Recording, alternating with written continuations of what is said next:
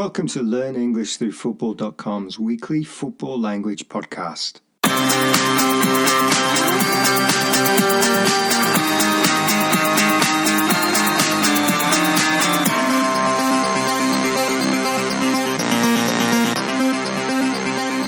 My name's Damon and I'm one half of the LearnEnglishThroughFootball.com's team. How are you, listener?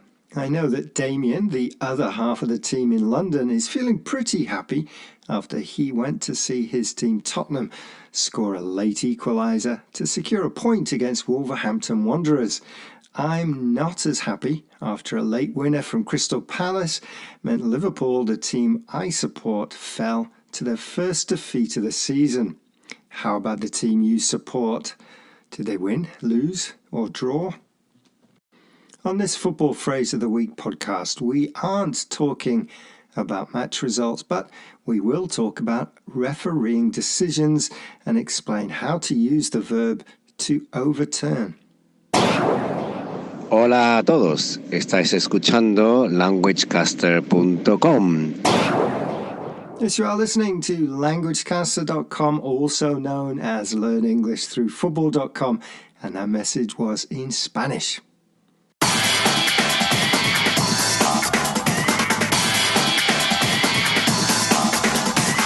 Okay, to overturn.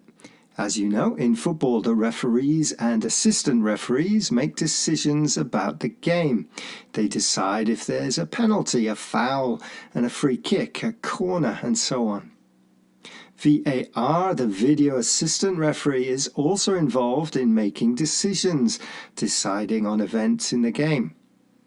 Sometimes there is a mistake and the decision is overturned. Overturn means to cancel a decision. This was very rare before VAR, but it did happen. Probably the most common decision to be overturned is when an assistant referee calls a throw-in or a corner and the referee overturns the decision. Perhaps the referee believes they had a better view of the ball. It was quite unusual for the referee to overturn their own decision. However, now with VAR, it is more common for a referee's decision to be overturned. And this is what happened in Arsenal's game against Newcastle United this weekend.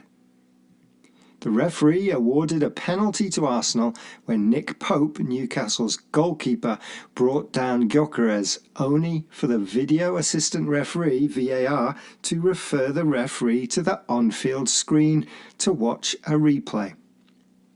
VAR suggested the keeper had touched the ball first. The referee agreed, and the penalty decision was overturned. We can use the verb in the passive form. The penalty decision was overturned, or the active form, the referee overturned the penalty decision. Here's an example talking about the Newcastle versus Arsenal match in the BBC. The latest talking point came after the Gunners were awarded a 14th minute penalty during their dramatic 2-1 Premier League win, only for the decision to be overturned after an intervention from the video assistant referee. Właśnie słuchasz languagecaster.com. Thank you for that message, which was in Polish. Send in a message of your own in your own language saying you are listening to the Learn English Through Football podcast, and we'll add it to the show. Our contact email is admin@languagecaster.com. Now, there's another verb phrase that is similar to overturn, and that is to turn over. The meanings are different, however. To turn the ball over or to turn over the ball means a player or team gives away possession of the ball to the other team, often unintentionally. It's usually seen as a mistake or a missed opportunity.